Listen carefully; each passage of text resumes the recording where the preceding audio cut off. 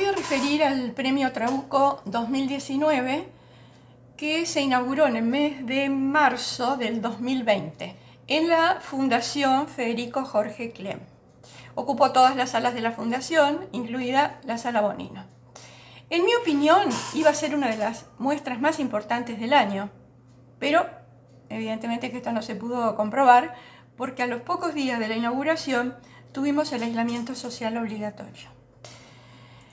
Recordemos que el Premio Trabuco está administrado por la Academia Nacional de Bellas Artes y se implementa desde 1993 honrando a su benefactor, el pintor Alberto Trabuco. Cada año se eligen distintas disciplinas. Tenemos en un año pintura, en otro escultura, luego dibujo, grabado y desde 2014 otros soportes. Esta es la segunda oportunidad en la que el Premio Trabuco recae en esta disciplina que incluye el video, la instalación, la ambientación, la obra efímera. Los organizadores del Premio Trabuco 2019 fueron José Alberto Marchi, presidente de la Fundación Trabuco, y Graciela Tacchini, académicos de número ambos. Los 10 artistas seleccionados para el Premio Trabuco 2019 fueron Diego Alberti, Eugenia Calvo, Valeria Conte McDonnell, Gabriela Golder, Rubén Grau, Florencia Levi, Pablo Lapadula, Cristina Piffer, Silvia Rivas y Juan Sorrentino. Por unanimidad, el premio fue otorgado a Florencia Levi por su video instalación Lugar Fósil. Lugar Fósil es una obra de 2018, una videoinstalación a 4 canales y tiene una duración de 14 minutos. Vamos a ver aquí esta vista panorámica de la instalación con 4 canales. El tema de la obra es el daño que el ser humano provoca en el planeta Tierra. Y el lugar elegido es China, o mejor, la nueva China, fundada en la década de 1950 del siglo pasado. Uno de los países que más ha sentido las consecuencias del así llamado progreso. Levi recurre a entrevistas para elaborar su relato crítico. Acá vemos las aguas turbias, sucias de los canales que nos hace recordar, ¿por qué no?, a nuestro riachuelo. A lo largo de la obra domina un tono, yo lo llamaría vestigial, que apunta a lo que queda en el planeta, algo que hoy, en tiempos de pandemia, resulta particularmente dramático. Aquí vemos un paisaje urbano apenas visible por la neblina de la contaminación. Evidentemente que estamos en una nueva era que ha sido llamada la del antropoceno, según el concepto acuñado por el Premio Nobel de Química holandés Paul Crutzen, que da cuenta de una era geológica caracterizada por cambios que no responden a causas naturales, como podrían ser los movimientos tectónicos, sino a la acción del ser humano, un depredador. Como una paleontóloga del futuro, Levi introduce la pregunta: ¿los edificios de la modernidad serán nuestros últimos vestigios?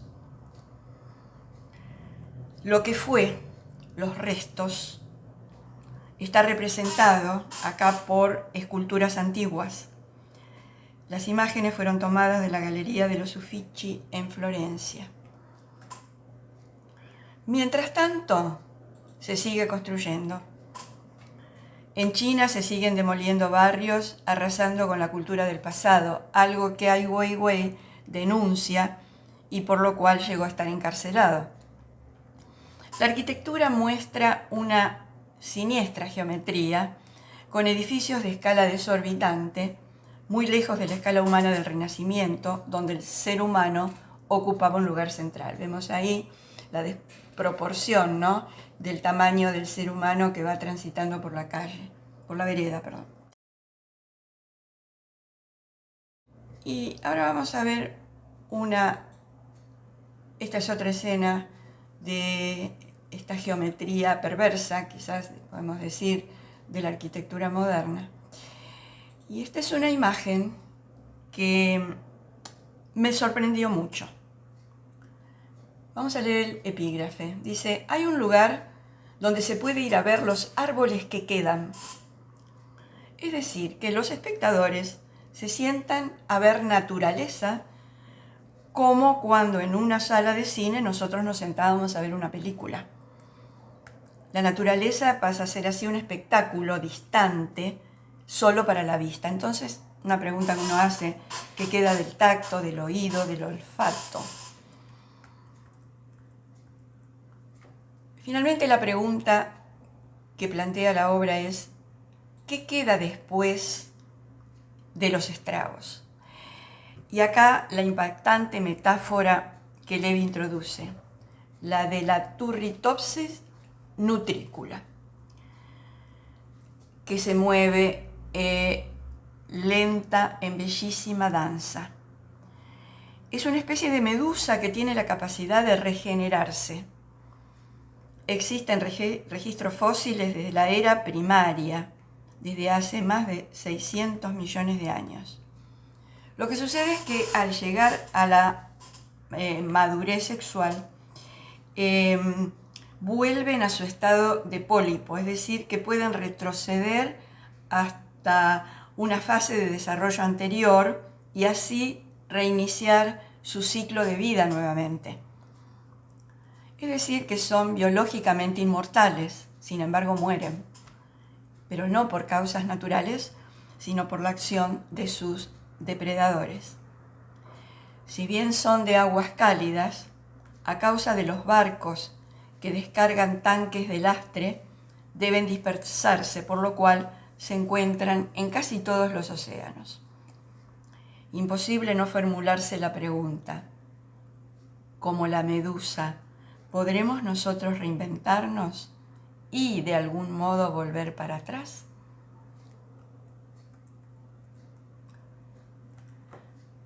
Juan Sorrentino. Aquí vamos a ver una obra efímera, una obra destinada a desaparecer, que rompe con el paradigma de la obra aurática, terminada de una vez y para siempre por el artista.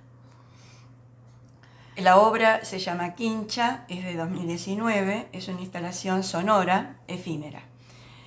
Los materiales son sangre, cal, adobe, estructura de hierro. Sistema de sonido con una frecuencia de 22 Hz baja y silencio. El tamaño del cubo es de 84, 84, 84. Bueno, Quincha es una instalación y, como toda instalación, incluye al espacio y al espectador, que son también obra. Está compuesta por una pieza central, que es un cubo, y una estructura de hierro que contiene el sistema de sonido. El cubo, a su vez, contiene a los parlantes, que son esos parlantes los que transmiten vibraciones de baja frecuencia. El color rosa tiene variadas connotaciones. En Argentina, la sede del Poder Ejecutivo Nacional es rosa en su exterior, de allí el nombre Casa Rosada.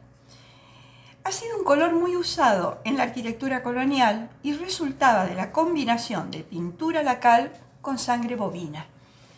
La sangre es símbolo de vida y de muerte y de identidad colectiva, si pensamos en la sangrienta historia argentina, que es un tema que, como lo vamos a ver, lo va a tomar también Cristina Piffer. ¿Qué significa quincha?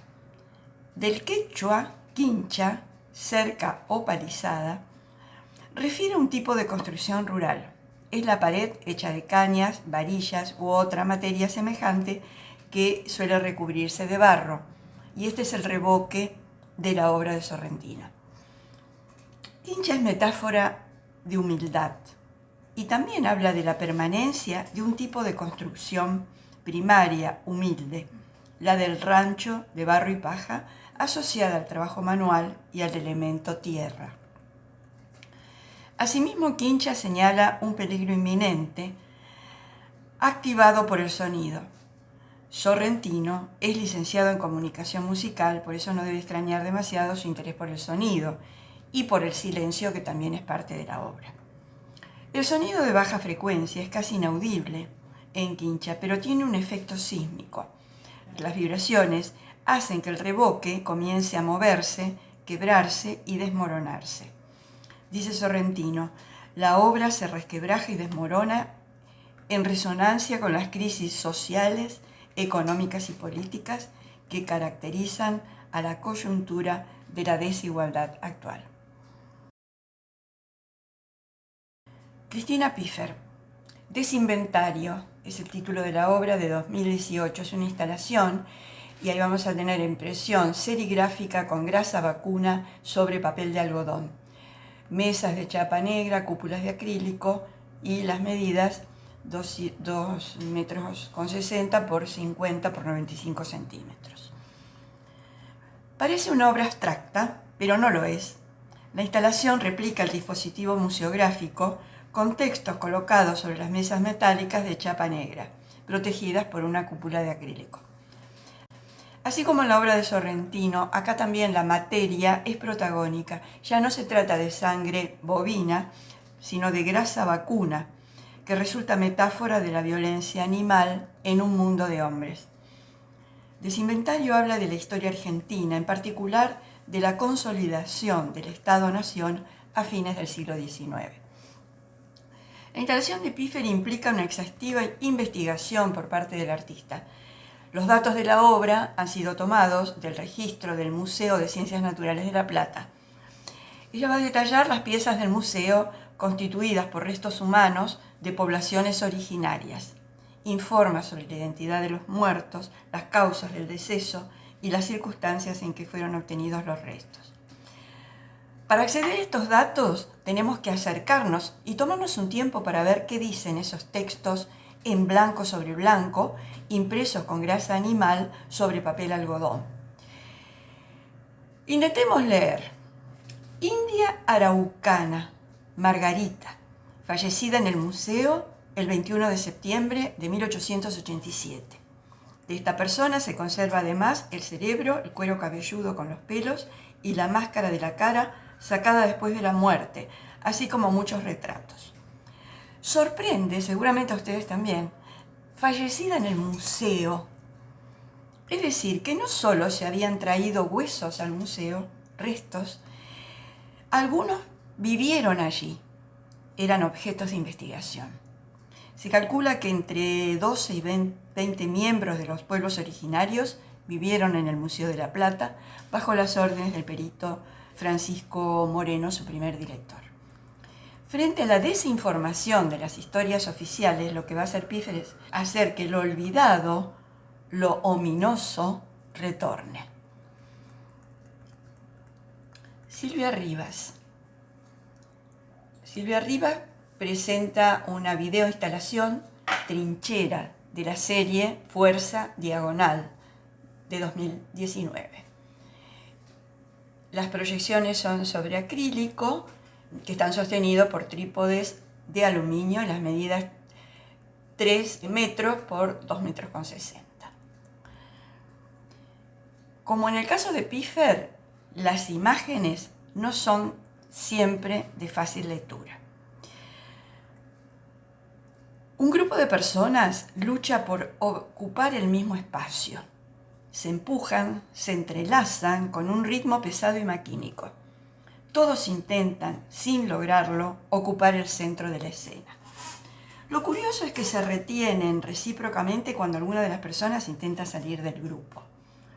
Fuerza Diagonal, que es el título de la serie, es un concepto de Hannah Arendt, que Rivas retoma. Y aquí lo vamos a ver representado en una de sus instalaciones. Fuerza Diagonal es metáfora del pensamiento concebido como acción y lucha. De acuerdo a Arendt, el pensamiento se puede representar como una línea diagonal que nace en un punto donde se une la línea horizontal del pasado con la línea vertical del futuro. Rivas imagina el pensamiento como lucha y donde es muy importante la interdependencia con los demás. Por eso, en determinados momentos, los cuerpos parecen ser parte de un mismo organismo. Formalmente domina un tono pictórico, una suerte de claroscuro barroco que otorga dramatismo a la escena. Gabriela Golder. La propiedad de todo es el título de esta videoinstalación de 2019. Instalación de 2 canales, con 2 pantallas enfrentadas, de 1,12 m de alto y 65 centímetros de ancho. La duración, 10 minutos. Nosotros lo que vamos a ver en esta diapositiva es la pantalla de la derecha. Luego hay un espacio vacío, luego está la pantalla de la izquierda y en el frente un texto. Los protagonistas son un adolescente y una persona mayor que es su abuela, que lee un texto de Darío Fo y Franca Rame, que se llama Yo, Ulrike, grito, y es un monólogo en el que Ulrike Meinhof, periodista y activista alemana, habla o grita. La joven, por su parte, lee cartas de Ulrike escritas en la cárcel para sus hijos. Entre las 2 pantallas hay un texto que pregunta si es delito atacar a la propiedad privada, que hace que algunos tengan demasiado la propiedad de todo, incluyendo nuestro cerebro, nuestro pensamiento. Como izquierdista y por pertenecer a un grupo terrorista, en 1972 Ulrike es encarcelada en Alemania y muere 4 años después en la cárcel, supuestamente por un suicidio. Mientras la abuela lee una reescritura de los dichos de Ulrike, la adolescente la encarna directamente, habla con convicción sobre el feminismo, la discriminación, el silencio. ¿Acaso influye su identificación con Ulrike el hecho de estar pasando ella misma de una etapa de obediencia a otra etapa de independencia? Mientras tanto, la abuela lee y escucha el testimonio de Ulrike, porque Ulrike debió sentir la distancia con el mundo establecido. La distancia también va a ser fundamental en esta obra de Golder. Hay distancia entre el testimonio directo de Ulrike y la interpretación del testimonio. Hay una distancia entre las edades de las protagonistas y también distancia del espectador sumergido en un enorme espacio vacío, dentro del cual debe encontrar su lugar y generar coincidencias con su propia realidad. Porque quizás lo que llamamos realidad no sea otra cosa que eso, una enorme coincidencia. Bueno, esto es todo y solo me queda invitarlos a visitar la muestra. Realmente vale la pena. Ahora, en el momento que tengamos mayor libertad de circulación, les recomiendo ir a la Fundación Federico Jorge Klemm y poder disfrutar de estas obras que son realmente magníficas. Muchas gracias.